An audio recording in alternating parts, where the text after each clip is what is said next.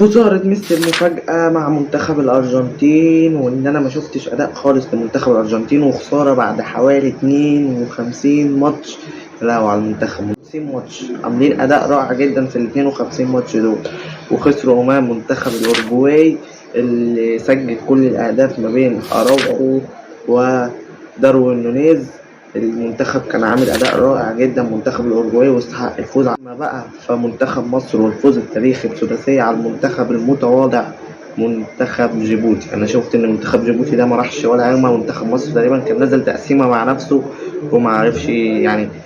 كان أنا كان ممكن النتيجة تنتهي على كمان. سجل الأهداف رباعية من محمد صلاح، رباعية تاريخية من محمد صلاح. الهدفين واحد سجله تريزيجيه والتاني سجله مصطفى محمد، وبكده منتخب مصر على صدارة المجموعة طبعا بفارق الأهداف، لكنه أخد أول 3 نقاط من أول مباراة. شكرا.